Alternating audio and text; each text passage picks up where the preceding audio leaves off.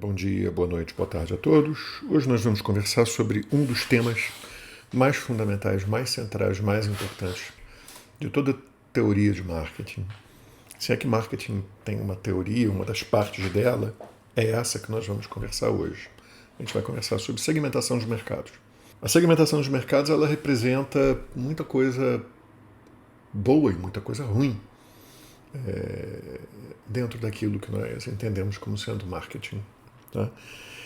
Graças a essa segmentação de mercado, eu posso compreender a possibilidade de empresas atenderem necessidades que são diferenciadas de consumidores e, de uma certa forma, reconhecer essas oscilações, variações que existem entre grupos de pessoas.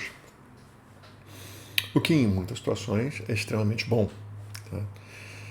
Por outro lado, graças à segmentação de mercado e à intensa prática de diferenciação de produtos que muitas vezes pode ser excessiva, e ao interesse das empresas em criarem diversas diferenças que atraiam novos clientes e reciclem produtos que já estão próximos, digamos assim, das suas maturidades.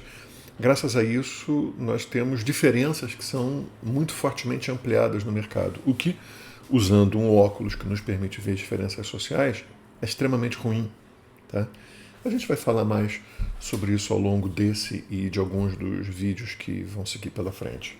Bom, segmentação de mercado, de uma certa forma, parte do princípio que mercados, como vocês vão ver na animação que deve estar começando nesse momento, eu já tinha mostrado para vocês essa animação há algum tempo atrás. De um lado, nós temos demandas, pessoas do mercado que querem soluções para suas vontades, e do outro lado nós temos ofertas. Tá? Quer dizer, pessoas, empresas que produzem produtos que atendem às demandas que são produzidas no primeiro lado que eu mostrei para vocês. Evidentemente, entre essas duas partes acontece uma intensa troca de informação que pula da demanda para a oferta, quer dizer, a oferta tem que saber que tipo de produto a demanda quer, partindo do princípio que nós estamos trabalhando aqui com uma empresa orientada para mercado. Né? E, por outro lado, a oferta oferecendo produtos para demanda, que oferece de novo para a oferta dinheiro para adquiri-los.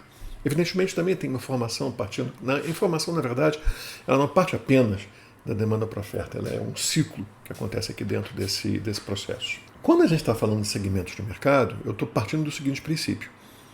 Nesse lado da demanda, existe uma fragmentação. Pessoas querem produtos que não são significativamente semelhantes. Tá?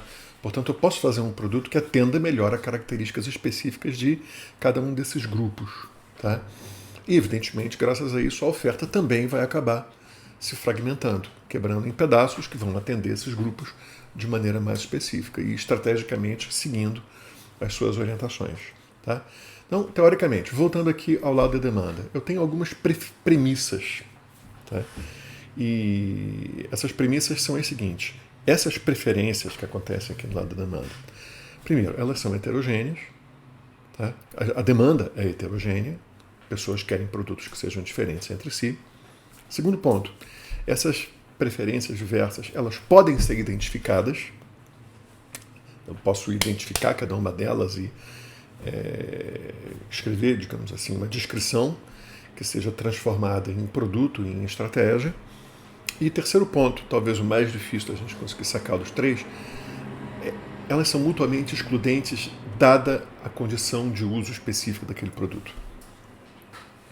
Quer dizer, se por acaso eu estou querendo comprar vinho para servir num jantar formal na minha casa, eu vou comprar um determinado, ou procurar, né, um determinado tipo de vinho específico.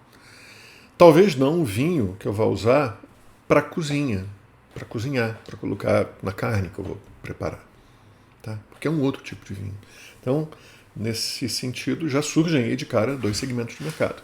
Tá? Um segmento de mercado de vinhos finos para serem servidos em situações formais e que dizem alguma coisa para você, ou como nós falamos lá atrás, tem uma quantidade significante de utilidade, de significado agregada, versus vinhos mais baratos que são bebíveis, mas eu vou usar basicamente para colocar na comida que eu como, tá? Que certamente não tem rigorosamente nenhum tipo de utilidade significado agregada. Tá? Então, esses 3 pontos, de uma certa forma, fazem aquilo que a gente entende como sendo as premissas para a segmentação de mercado. Tá? Pensando em termos de preferências, da heterogeneidade das preferências, eu vou falar para vocês aqui de 3 situações diferentes. Tá?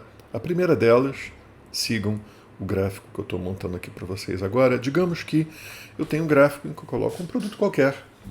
Eu vou aferir, digamos assim, as preferências das pessoas de acordo com dois atributos, 2 características, 2 qualidades desse produto. Tá? Então, digamos que esse produto possa ser, por exemplo, um tênis ou uma peça de roupa. Tá? E um dos atributos é a durabilidade, outro atributo é o conforto. Tá? O tênis cai bem nisso. Existem tênis confortáveis e não confortáveis, sapatos confortáveis e não confortáveis, e sapato talvez seja até melhor, né? Sapatos confortáveis, não confortáveis, sapatos duráveis e não duráveis. Tá? Na primeira situação em que eu vou mostrar para vocês, o que eu tenho são pontos que surgem muito próximos uns dos outros e que determinam aquilo que nós vamos chamar de preferências homogêneas. Quer dizer, numa situação dessas, que talvez não seja o caso da indústria de sapatos, no mercado de sapatos, né?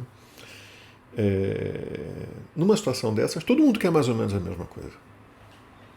É muito difícil a gente encontrar um produto que tenha preferências homogêneas. Até mesmo pelo modo como os mercados vêm evoluindo ao longo do tempo e pela consciência que os gerentes têm de que eles podem agir no sentido de produzir novos mercados. Tá? Lembre-se daquelas definições que nós demos lá atrás, que nem virou vídeo, né? Sobre o que é marketing. Eu disse para vocês, fazer marketing é fazer mercados. Tá? No momento em que empresas elas entram no mercado, começam a introduzir pequenas modificações e inovações no seu produto, elas acabam abrindo novos segmentos. Portanto, é muito difícil a gente encontrar um mercado com preferências homogêneas. Tá? Eu posso, por exemplo, citar para vocês o mercado de cimento. É muito fortemente homogêneo. Embora, na hora da comercialização, você vá separar os mercados em um mercado de consumidores individuais que fazem reformas nas suas casas e compram sacos de cimento versus o mercado de consumidores industriais que vão comprar grande quantidade de cimento para construção. Tá? O que é uma forma de segmentar o mercado. Mas a produção do cimento em si ela é muito fortemente homogênea. Tá? A segunda situação que eu gostaria de conversar com vocês, ainda que usando os atributos A e B, conforto e durabilidade, por exemplo, né? Evidentemente, conforto e durabilidade não caem para cimento, né? Tá? A gente está pensando aqui mais uma coisa, uma peça de roupa, ou seja lá o que for. Nessa situação, as preferências elas vão se localizando de maneira muito fortemente dispersa. Tá? Quer dizer, cada pessoa quer uma coisa que é muito diferente da outra e não obrigatoriamente essas coisas elas convergem para um determinado ponto específico. E nisso nós temos o que chamamos de preferências difusas. Nos primórdios, talvez o mercado de produção de alguns tipos de roupa operasse dessa forma. Se por acaso nós observarmos o mercado de vestidos de noiva há 30 anos atrás, não existiam lojas que vendiam vestidos de noiva prontos para vestir, né, prêt-à-porter. A noiva tinha que fazer o seu vestido, ou mandar fazer o seu vestido. E dentro de determinados segmentos desse mercado, a gente ainda tem uma coisa que parece com preferência difusa, o que significa que, nesse caso, a gente não está trabalhando com o mercado de produtos, mas sim de serviços de fabricação desses produtos. E cada um deles vai ter a sua conformação específica. Tá? Se por acaso a gente estivesse observando aqui o mercado de calçados, a gente teria que imaginar um calçado cujas preferências fossem muito diversas e fossem feitos à mão ou coisa parecida. Tá? Uma terceira situação, e que talvez para nós aqui seja a situação mais fortemente associada à lógica da segmentação de mercado é quando essas preferências elas se localizam de maneira conglomerada. Dentro de estatística a gente fala de clusters, tá? São grupos, digamos assim, de preferências que são identificáveis e que vão gerar aquilo que a gente chama de preferências conglomeradas, tá? E aí eu vou colocar praticamente todos os... Finalmente a gente chegou numa situação em que conforto e durabilidade representa o mercado de sapatos. Se por acaso eu pedisse para as pessoas darem notas de 1 a 10 para conforto versus notas de 1 a 10 para durabilidade, eu poderia fazer esse gráfico, né? E nessa brincadeira talvez eu encontrasse grupos. Por exemplo, aqui eu vejo um tipo de sapato que é muito pouco durável, com um preço muito pouco durável e médio confortável. Um sapato que é muito durável, mas muito pouco confortável. Um tipo de sapato que é muito durável e muito confortável. E um quarto tipo de sapato que está no meio. Ele é médio de conforto, médio de durabilidade, atende mais ou menos todo mundo, tá? Eu imagino que isso daí eu tenho 4 segmentos de mercado e vocês poderiam imaginar que tipo de sapato, de tênis estaria em cada um desses segmentos aqui, né? Cada empresa vai responder a isso da sua maneira. Cada empresa tem uma maneira, estrategicamente falando, ela vai entender essas diferenças e responder a isso de maneira particular. Assim, eu vou colocar para vocês aqui 4 tipos de resposta que são muito comuns, digamos assim, né? Uma delas a gente vai chamar de marketing diferenciado ou marketing de massa. A segunda é o marketing diferenciado ou de segmentos. A terceira é o marketing concentrado ou de nicho. E a quarta é o marketing 1 a 1, tá? Ou em inglês, que é o modo como esse negócio entrou mais para nós aqui, o marketing one-to-one, tá? Marketing diferenciado significa eu coloco um determinado produto no mercado e esse produto tem uma formulação que é mediana e graças a isso eu imagino conseguir atender todas as diversas formas de necessidade que a que esse produto está associado, tá? Um produto que tradicionalmente é mencionado como sendo um indiferenciador, um produto que é vendido em marketing de massa, é a Coca-Cola, né? Embora a Coca-Cola faça, sim, adaptações, dependendo, por exemplo, do tipo de país em que ela esteja operando, das preferências das pessoas em relação à presença de açúcar, do tipo de água que ele encontra em cada país, porque o produto é misturado por país, né? Eles têm muitas fórmulas diferentes que podem ser adaptadas a situações diferentes. Tradicionalmente a Coca-Cola é mencionada como um produto de massa. Eles fazem um determinado tipo de campanha e espalham. Mas mesmo assim, no Brasil, nós temos uma diferenciação não só por tamanho do vasilhame, né, da garrafa, por forma de serviço, quer dizer, a Coca-Cola que é vendida engarrafada versus a Coca-Cola que é misturada no ponto de venda. E existe a Coca-Cola dietética e a Coca-Cola não dietética, tá? Portanto, mesmo dentro dessa lógica de marketing de massa, eles mesmo assim abriram segmentos do mercado. Não tantos segmentos quanto algumas empresas que trabalham na área de refrigerantes, principalmente em outros países, têm atuado ultimamente. Mas tudo que eu estou dizendo, na verdade, para dizer para vocês, Coca-Cola, embora ela seja mencionada como um exemplo de marketing de massa, na verdade ela não é, tá? Na verdade ela diferencia. Ela pode diferenciar pouco, mas não diferencia tanto, tá? Eu já falei para vocês algumas aulas atrás de uma empresa que é um restaurante que faz um cardápio só. Bife com fritas e um molho de mostarda. Alguém poderia dizer assim, pô, esse cara aí faz marketing diferenciado. Não, ele vai fazer o que a gente vai chamar lá na frente de marketing de nicho, tá? Então vamos ver o que é o marketing diferenciado antes de chegar no marketing de nicho. Se por acaso eu parto do princípio que ao colocar um produto no mercado e fazer campanha para todas as pessoas com aquele produto como tendo uma única conformação, e nesse sentido talvez Coca-Cola responda bem à questão do marketing de massa, porque a gente não vê muito campanha de Coca Diet, Coca Zero. A gente vê muito campanha de Coca-Cola. Tá? Eu imagino que a própria Coca-Cola parta do princípio que, ao fazer propaganda de Coca-Cola, eu estou fazendo propaganda de todos os produtos que levam a marca Coca-Cola e admitem isso. Tá? Como Fanta, Sprite, indiretamente. Né? Mas, voltando aqui à nossa história. Eu tenho marketing baseado em uma comunicação única para todos os segmentos, para todas as pessoas. Todo mundo recebe informação sobre a Coca-Cola. O preço do produto ele vai variar por litro, né? E vai variar de acordo com o tipo de vasilhame, até mesmo porque os vasilhames custam diferente. Os menores tendem a ter um preço por litro mais alto do que os maiores. Tá? Mas mesmo assim, a variação de preço ela não sai de uma determinada bolha. A distribuição dos produtos ela varia. Tá? Alguns desses produtos são distribuídos só para supermercados, como as garrafas maiores, 2,5 litros. Outros desses produtos são distribuídos só para, por exemplo, clubes noturnos, boates, como a garrafinha pequenininha, que eles chamam de 8 onças. Tá? Quer dizer, há uma diferenciação aqui correndo. Embora a comunicação seja de massa, embora o preço seja muito próximo da massa, existe uma diferenciação no produto e na distribuição.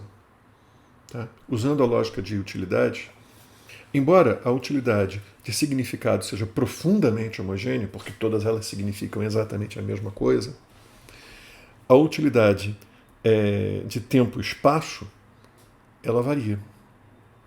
Tá? Eu vou disponibilizar esse produto em lugares diferentes de acordo com o tipo de uso que eu imagino que eles venham a ter. Tá? Então, nesse sentido, a gente começa a entrar aqui na seara do marketing diferenciado. O que significa marketing diferenciado? Eu reconheço que o mercado ele tem preferências conglomeradas, aqueles clusters que eu mostrei para vocês, mas eu sei que eu tenho que trabalhar em cada um deles. Eu tenho que colocar produtos em cada um desses segmentos. Isso remete a gente à estratégia genérica de Porter de diferenciação. E a lógica é exatamente essa. Eu estar presente em cada um dos segmentos de mercado. Ou, pelo menos, ter uma presença no máximo dos segmentos que eu puder. Tá? Eu não trabalho com um produto que atenda a todos os segmentos. Eu vou trabalhar com formulações específicas para cada um desses segmentos diferenciadamente. Tá? Um produto que tradicionalmente, uma empresa que tradicionalmente diferencia esses produtos, por exemplo, é a Ford. A gente já comentou alguma coisa a respeito disso aqui. Tá? Nós vamos comentar lá na frente, quando eu começar a conversar sobre marcas com vocês, que vai ser no 3º bimestre do nosso curso. Eu posso optar por usar a mesma marca em todos os produtos ou não. Tá? Especificamente no caso da BMW, por exemplo, todos os produtos se chamam BMW. E a BMW tem uma variedade razoável de produtos. Maior ainda do que a BMW é a Mercedes. Ela tem uma variedade considerável de produtos, fazendo desde carros menores, que seriam entendidos como quase compactos, nunca populares, né? Mas compactos, como classe A, de um lado, até do outro lado, caminhões. Grandes caminhões. Tá? Cavalos de caminhão, etc. E tal. Mas todos eles levam a marca Mercedes. Por outro lado, eu posso usar a Ford. Alguns carros deles se chamam Ford, outros se chamam Buick, outros se chamam... As marcas vão mudando e os tipos de formulação também vão se alterando. Ok?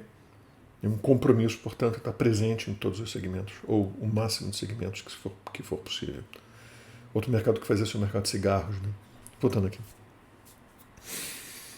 Ninguém mais fala de mercado de cigarros, né?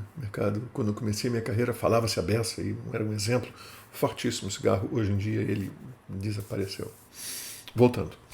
Marketing concentrado, ou o que a gente chama de marketing de nicho, tá? Eu escolho um determinado segmento e trabalho ali de forma a oferir o máximo de lucros que eu puder.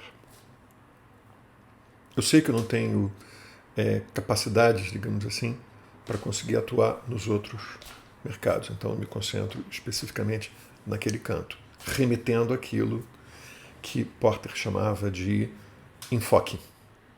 Tá? É aqui que está o enfoque.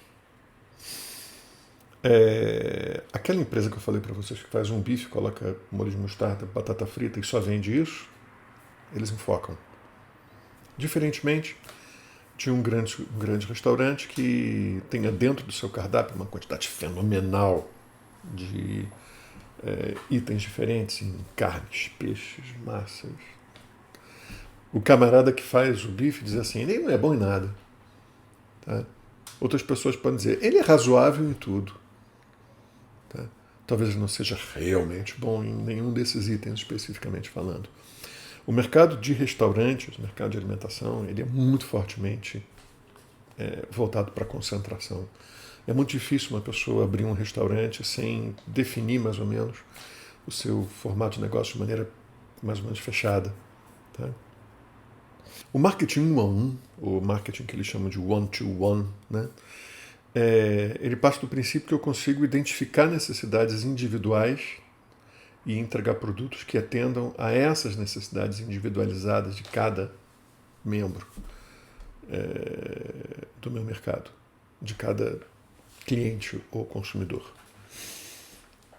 Isso aí remete a gente à situação das preferências difusas. E como eu falei para vocês, eu já não tenho mais uma empresa que vende produtos finalizados, eu tenho uma empresa que faz serviços de preparação de produtos que atendam necessidades muito particulares. Tá? Se por acaso algumas empresas que fazem, por exemplo, fornos, tá? No caso da Brastemp, a Brastemp tem uma linha de fornos, tem fornos que estão dentro do fogão, tem fornos que estão fora do fogão. Alguns dos fornos da Brastemp são a gás, outros fornos da Brastemp são elétricos.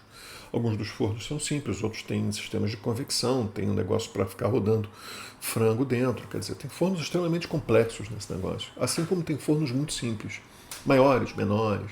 Tá? Significa que a Brastemp talvez ela estivesse diferenciando nesse sentido, né? Tentando atingir todos os segmentos diferentes de mercado. Por outro lado, você pode ter uma empresa chamada Lofra, que faz fogões, e esses fogões eles tendem a atingir, a focar, exatamente por causa disso que eles fazem um enfoque, mais claro, né?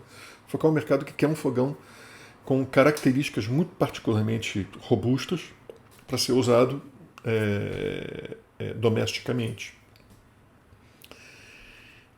Outra empresa ela pode fazer fornos para padarias, fornos para siderúrgicas, fornos para seja lá qual for a empresa que precisa de um forno, que é um lugar fechado, quente, onde você vai colocar coisas que tem que esquentar, tá? E derreter ou crescer, ou seja lá o que for. Tá? Então algumas empresas elas sabem tudo sobre forno e vão fazer o forno de acordo com as tuas características, de acordo com as tuas preferências. Eu me lembro de um filme, eu vou mostrar um pedaço desse filme agora aqui para vocês, que fala sobre uma pequena padaria no campo, na França. É um filme muito bonito, está no YouTube. E em um determinado momento aparece a marca do forno. Vocês vão ver essa marca agora. Tudo bem?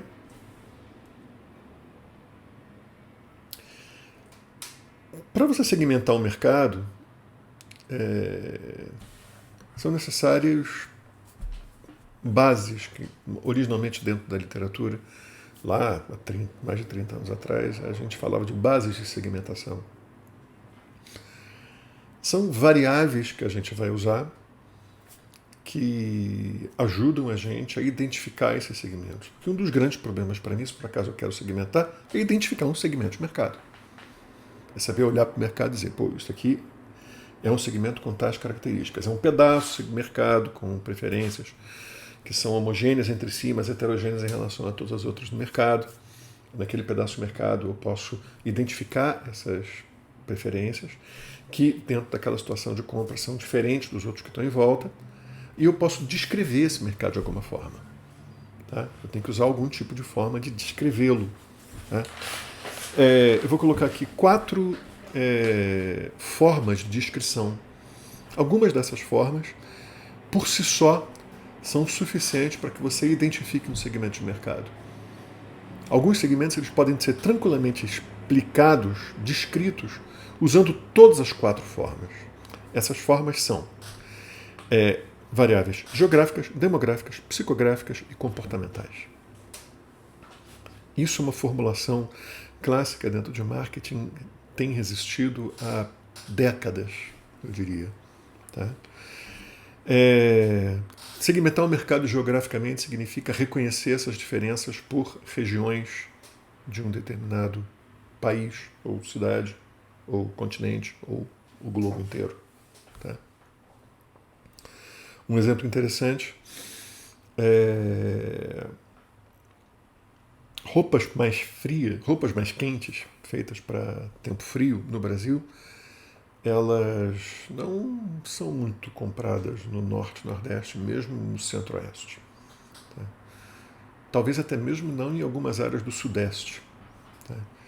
Então, uma empresa de varejo que venda roupas, provavelmente ela vai priorizar a compra de roupas para inverno para o sul do Brasil.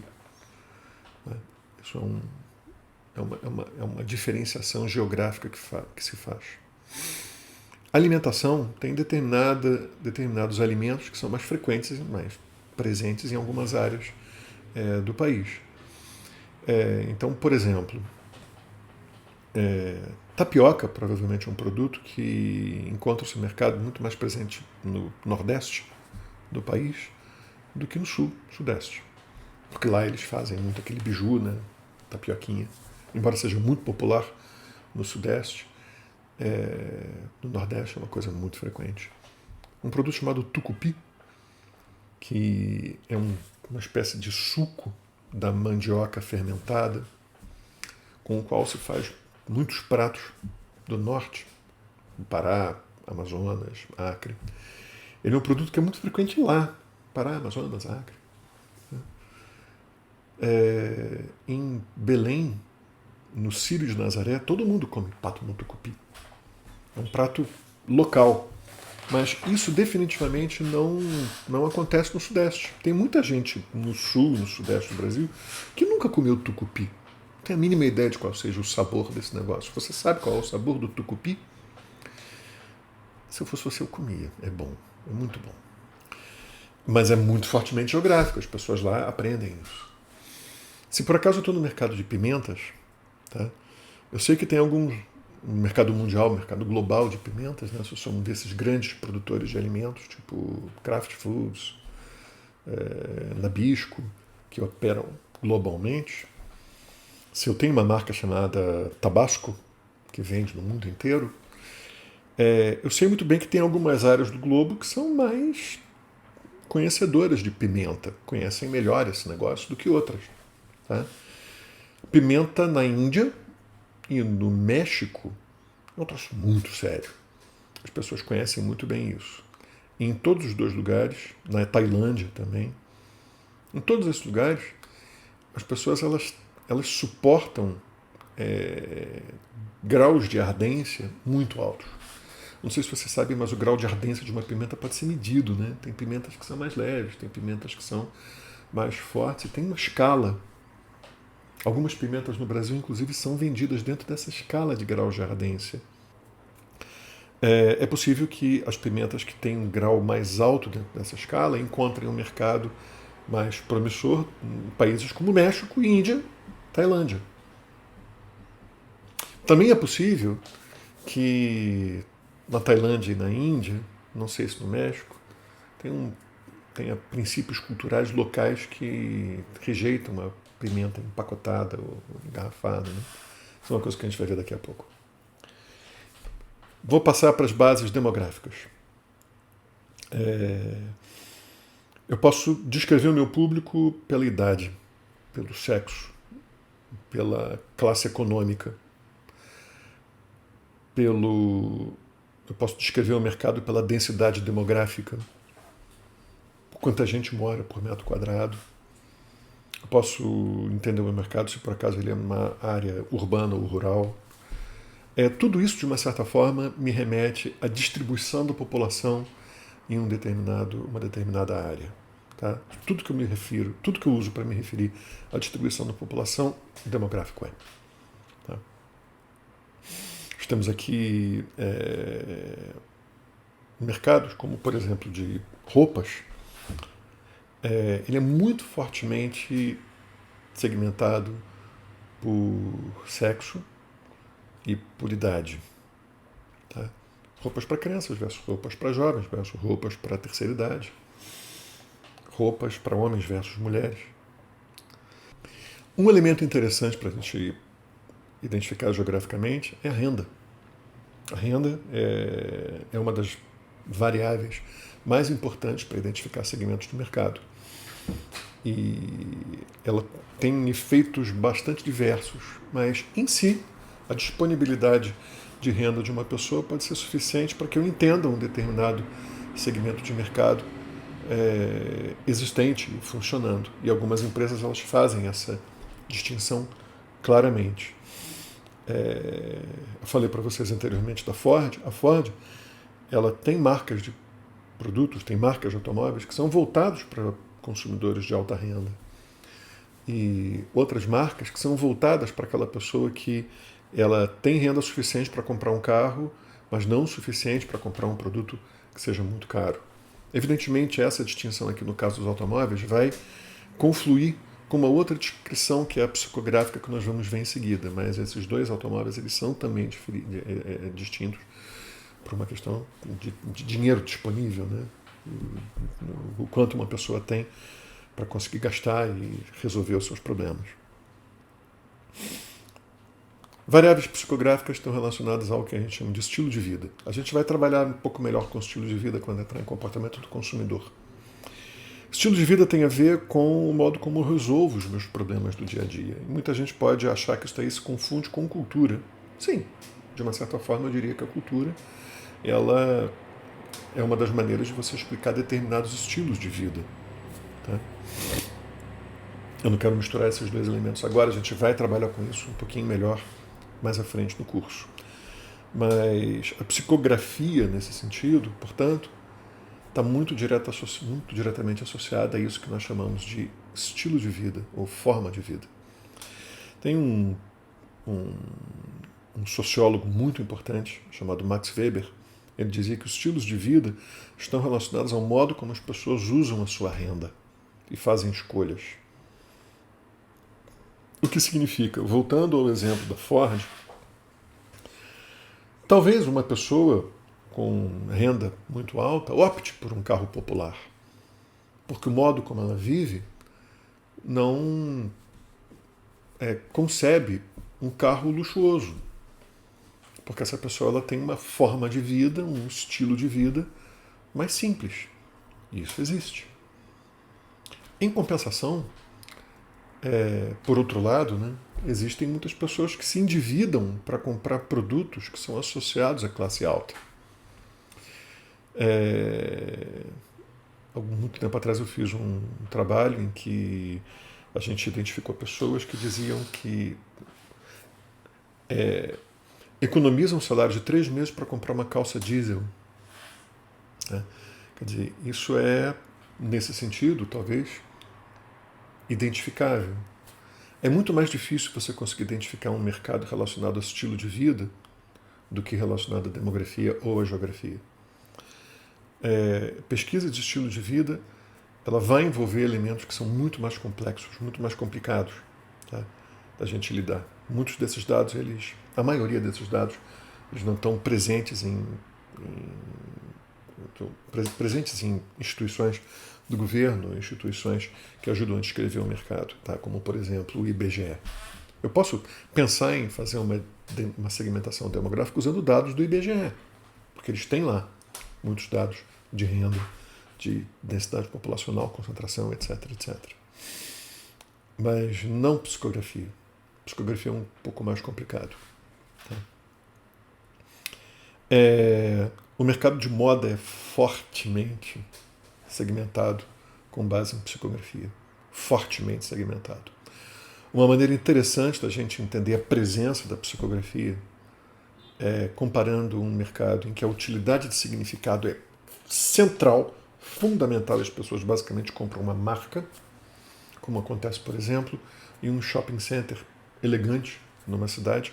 Aqui em Curitiba seria o Shopping Batel. Lá tem muitas lojas que são bem elegantes desse tipo.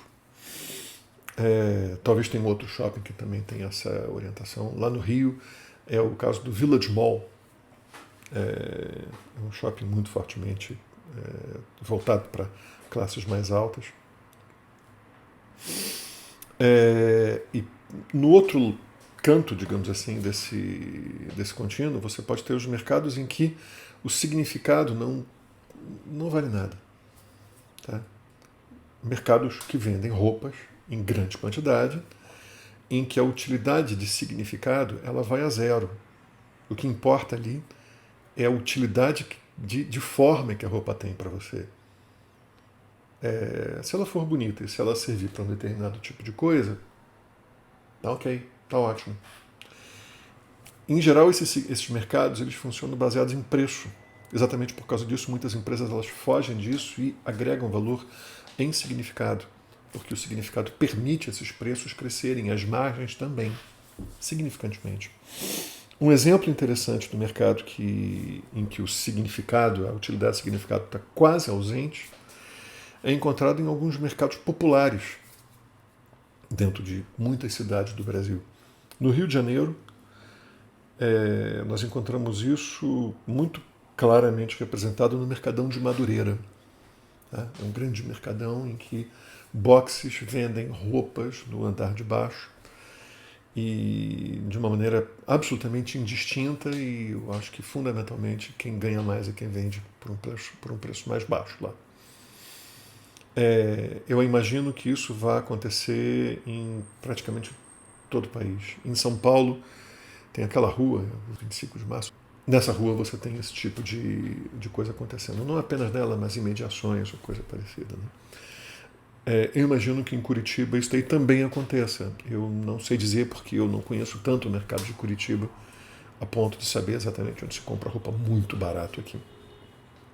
Se fosse alimento, eu diria, mercado municipal, sim, compra alimentos muito bons, não obrigatoriamente tão baratos assim, mas o mercado de alimentos ele também não compete tão fortemente na área da produção de utilidade de significado via marca, porque boa parte dos alimentos eles são comprados sem marca, principalmente vegetais, esse tipo de coisa. A categoria do alimento ela distingue mais. Uma pessoa que compra pitaia, ela tem um estilo de vida diferente daquela que nem sabe o que é pitaia e se satisfaz super bem com bananas, com maçãs, com peras, que são produtos que todo mundo conhece e domina, digamos assim. Né? Ok? Variáveis comportamentais. Nossa última variável de segmentação importante aqui. Variáveis comportamentais estão relacionadas ao tipo de uso que eu dou ao produto. Ao modo como eu me relaciono com o processo de escolha, ao tipo de benefício que o produto entrega para mim. Portanto, o foco das variáveis comportamentais são práticas, são coisas que eu faço. Tá? As outras três variáveis, geográficas, demográficas e psicográficas, são basicamente variáveis descritivas, baseadas em idade, lugar onde eu moro, modo como eu vivo, etc. E tal. Agora, as comportamentais são baseadas em práticas. Práticas de escolha. Alguns produtos eu procuro mais informações, outros produtos eu compro rapidamente. Como você compra um computador? Você procura muita informação ou compra de supetão, rapidamente assim, como se fosse uma compra por impulso? Muito pouca gente compra um computador por impulso, não é verdade? Um computador foi feito para que as pessoas comparassem menos, chamado Apple. Tá? Quer dizer, o iMac, quando ele foi lançado lá atrás, ele visava simplificar o processo de escolha. A pessoa pensaria menos na hora de fazer uma escolha, porque ela não teria que pensar em partes diferentes do computador. Tudo vem na mesma caixa. Tá? Tanto que a propaganda naquele tempo ela enfatizava isso, dizia 3 maneiras para você entrar na internet. Você liga o computador na rede de luz, você liga o computador na rede de telefone e não tem terceiro passo. computador está ligado à internet. O mundo sabe que não é bem assim, né? Mas eles fizeram anúncios tentando trabalhar com isso. Alguns produtos, eles entregam benefícios diferentes para as pessoas. Algumas pessoas usam música para dançar, basicamente. Música é um motor físico. Algumas pessoas usam música para esquecer da vida e entrar em outro mundo, e fugir da realidade. Algumas pessoas usam música para relaxar. Algumas pessoas usam música para se lembrar de momentos da vida, de momentos passados, para se constituir, digamos assim, reafirmar a sua própria constituição pessoal. Exatamente por causa disso, talvez muita gente ouça muito poucas coisas novas depois de 30 anos, de 28 anos, ou coisa parecida. Tem pesquisas que dizem isso, né? Uma pessoa com 28 anos, depois de 28 anos de vida, 30 anos, não ouve nada mais novo. Ela tende a ouvir aquilo que ouvia quando tinha 20 anos. Um caso clássico e que, de uma certa forma, inaugurou isso que a gente chama de variável segmentação por benefício, e é um exemplo muito interessante, é a pasta de dente. Tá? Esse é o caso original de muitos anos atrás, tá? Mais de meio século atrás. Algumas pessoas compram pasta de dente porque querem os dentes puros e o hálito brilhante, os dentes brilhantes, o hálito puro, assim, sabe? Então, essas pessoas, elas querem ficar bonitas e atraentes. Uma pasta que é tradicionalmente voltada para essas pessoas é close-up, que significa literalmente de perto. Algumas pessoas querem uma pasta de dente que cuide dos dentes como se fosse um remédio, tá? Que tire tártaro, que proteja os dentes de cáries, que proteja os dentes de 12 coisas diferentes. Tá? E a Sensodyne é uma pasta que tradicionalmente foca esse grupo. Algumas pessoas querem uma pasta de dente que seja gostosa, que seja gostosinha, que seja legal. Geralmente crianças, né? Eu imagino que pasta de dente da Turma da Mônica, se é que isso existe, atenda a esse tipo de desejo.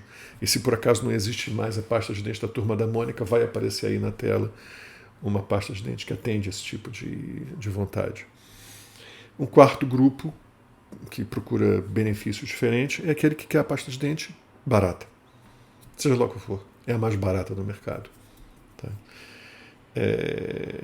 E eu não posso dizer aqui exatamente qual é a mais barata, porque tudo vai depender da promoção que está acontecendo em um determinado momento. Portanto, se a pasta de dente é gostosa, trata dos dentes como remédio ou deixa o hálito puro e os dentes brilhantes, isso não importa muito, importa que ela seja barata.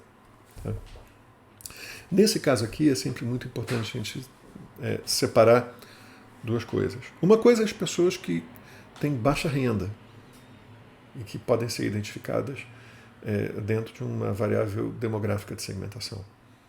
Tem pouco dinheiro disponível para fazer escolhas. Uma outra coisa diferente são pessoas que são sensíveis a gastar dinheiro. Um pão duros. Tá? Não querem gastar dinheiro. Essas pessoas vão procurar produtos mais baratos porque esse é o modo como elas entendem a vida e o modo como elas praticam, digamos assim, as escolhas. Tá? Então isso aí está espalhado. Tem alguma coisa relacionada ao estilo de vida que leva ao pondurismo, digamos assim, e tem outras coisas relacionadas a comportamento, às práticas, digamos assim, diárias de vida. Tá? Portanto, não confundam dureza com pandurismo. São coisas diferentes. Ok? Sobre critérios para a gente segmentar o mercado, o que eu espero que um produto seja? Eu espero que ele seja, um segmento seja. Eu tenho que ser capaz de medir esse segmento.